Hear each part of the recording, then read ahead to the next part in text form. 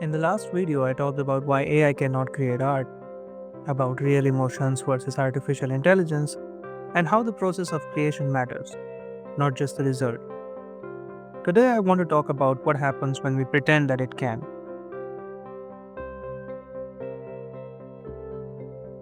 There are a few lines from the TV series Chernobyl that's been stuck in my head. It goes, every lie we tell incurs a debt to the truth, and sooner or later, that debt is paid. And what is the cost of lies? It's not that we'll mistake them for the truth. The real danger is that if we hear enough lies, then we no longer recognize the truth at all. Now, you might be wondering what this has to do with generating AI images and videos. But stay with me because this connection is more important than it seems at first. Here's the thing, there is no such thing as artificial intelligence. Not in the way we talk about it, at least. Not in the way it is imagined, or feared, or celebrated. Or my favorite one, the way it is packaged and sold. Mostly it's just clever branding, that's all. Given the context I'm not going into, if it is intentional or that the people responsible actually believe it. In either case, it's a pattern recognition algorithm based on words used all over the internet and the numbers assigned to them based on popularity contests. Imagine it like this. AI looks at millions of images, tagged beautiful sunset, and learns that certain colors, certain compositions, and patterns appear together. It doesn't understand beauty. It doesn't know what a sunset feels like. It just knows that when these pixels are arranged in this way, humans have called it beautiful sunset before. It's pattern matching, that's it. So when we call it intelligence, when we act as if it thinks, it creates and understands, we are telling ourselves a lie. And the question I want to explore today is, what is the cost of this particular lie? What happens when we depend on this pattern recognition algorithm for our creativity? What happens when we outsource our expression to something that has never felt a single emotion? Because it's not just about whether the output looks good, it's about what happens to us in the process. The lie isn't just about AI, it's about us, about what we are willing to believe, how quickly we trade the meaning for convenience, and how easily we accept the lies when it's faster, cheaper, and easier. But the debt is still there, and it builds slowly in the erosion of trust, in the flattening of culture, in the quiet sense that everything is starting to feel the same, because it is. Why should anything stand out? Why should there be colorful cars, buildings, furnitures, streets? And why should these have a distinct character?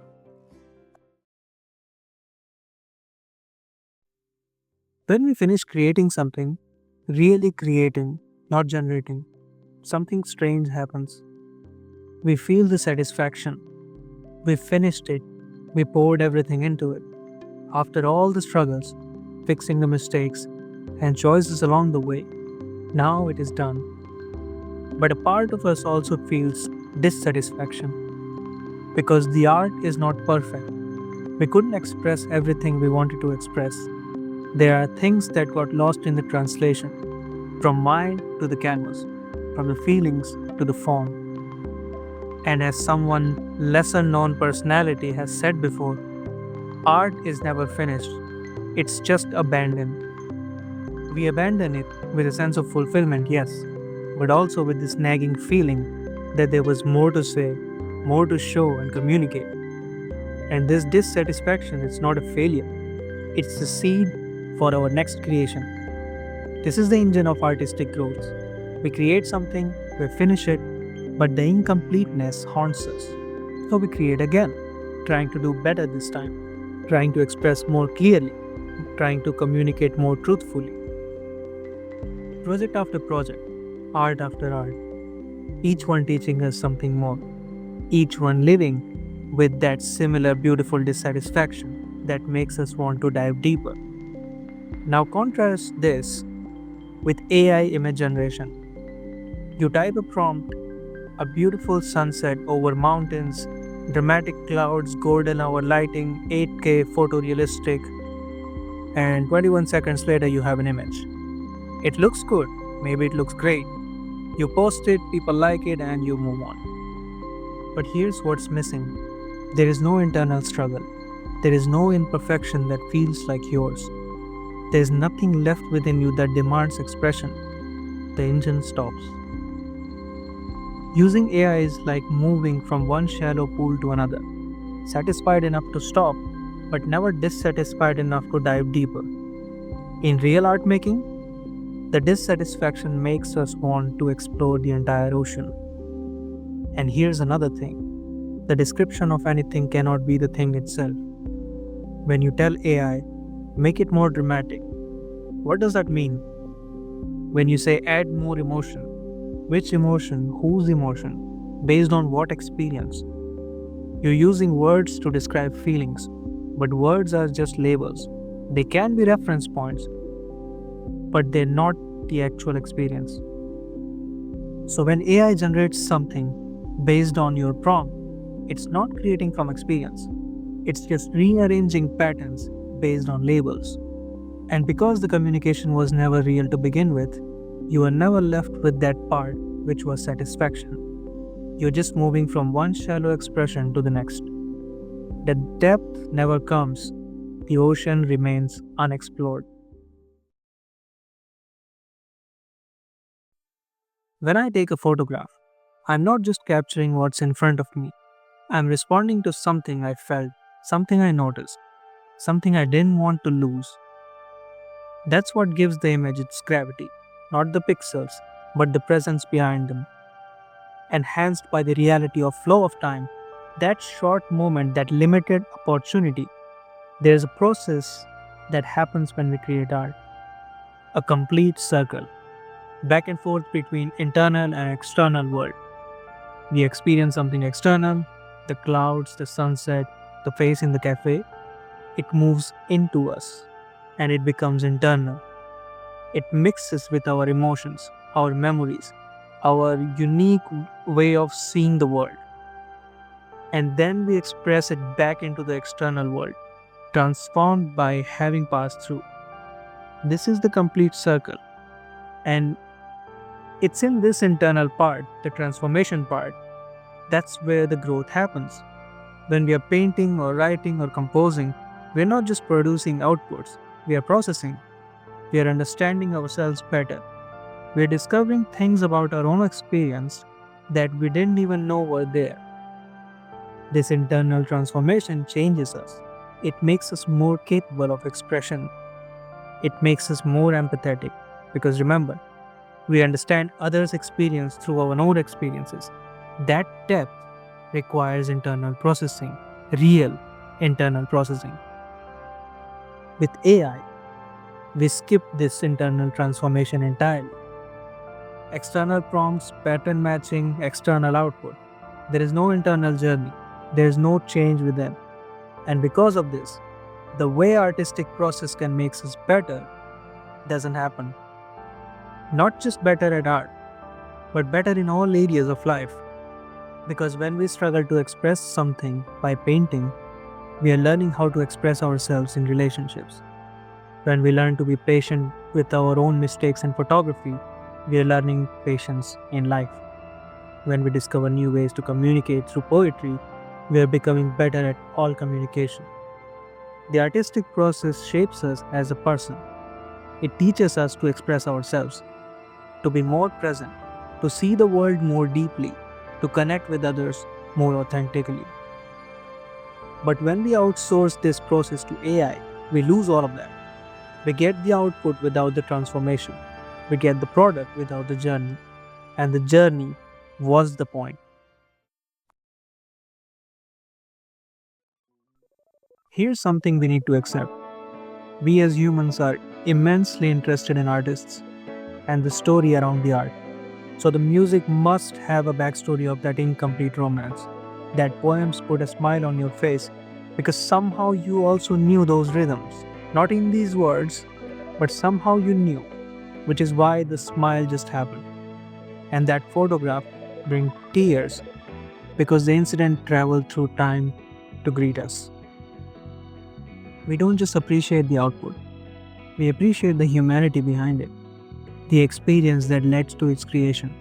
That's why meanings can be added to a painting, when we learn about the circumstances of what the artist was going through. That's why we feel more connected when we know the mood in which a song was written. That's why a photograph can move us when we find out the story behind it. The backstory matters, the artist matters, the human experience matters. With AI, we lose all these. There's just a prompt and an algorithm, and humanity moves forward through authentic expression, through people sharing their real experiences, their real emotions, and real perspectives. When you create something and put it out into the world, you're not just adding another image to the internet, you're contributing to the collective human experience. You're showing others what it means to be human through your unique lens. This is how we understand each other. This is how we grow together. This is how culture evolves. But when we flood the world with AI generated content, we are diluting this. We are replacing human expression with empty boxes. We are replacing truth with lies. Going back to another line from Chernobyl, when the truth offends, we lie and lie until we can no longer remember that it is there, but it is still there. The truth is, creating art is hard. It takes time. It requires vulnerability. It demands that we struggle with our inability to express perfectly. The lie is, we can skip all that and still get the same result. But we can't. And when we pretend that we can, when we accept AI generated content is equivalent to human created art, we are choosing illusion over reality. And without authentic expression, we would be stuck in this illusion. So, what do we do with all of this? I'm not saying AI has no uses. I'm saying we need to be honest about what it is and what it isn't. It's a tool, a powerful one. It can be useful for problem solving, not for human expression. I was asked recently that if it is just pattern recognition, then humans are also the same, aren't we? Conditioned? There is, however, a difference. When things don't work out the way we wanted, we have the ability to feel something about it. The possibility for us to struggle, to fail, to try again, to grow through the process of creation and the process of artistic expression must always exist. We choose whether or not we want to do it, but the choice should always be there. And right now, I see a danger. I see people choosing the easy path. I see people outsourcing their creativity to algorithms. I see people settling for shallow satisfaction instead of diving deep. If we do this long enough, we'll forget what real creation feels like. We'll forget the value of the struggle. We'll forget that the imperfection it's not a bug, it's a feature. Because that imperfection, that dissatisfaction, the endless drive to express better, that's what makes us more human. That's what connects us to each other. So here's my invitation for you. Create something, anything. It doesn't have to be good, it doesn't even have to be perfect, it just has to be yours. Pick up a camera, a paintbrush, pick up a pen, go for a walk. Really look at the clouds. Feel something and then try to express it. Struggle with it. Get frustrated. Make mistakes. Fix them. Realize it's not quite right.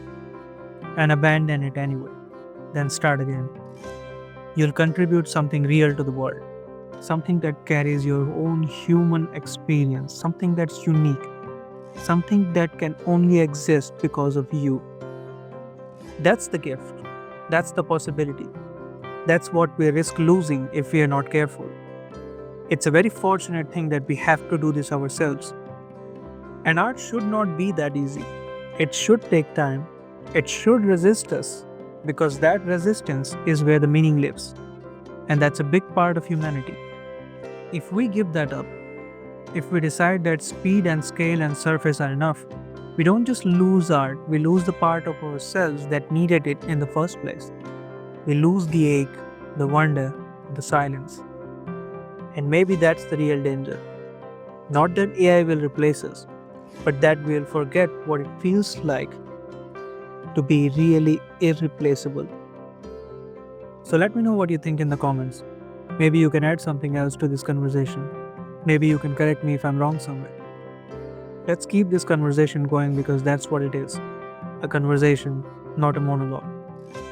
And if you know someone who needs to hear this, share it with them. Also, check out my previous videos if you haven't already. Like, share, and subscribe. And until next time.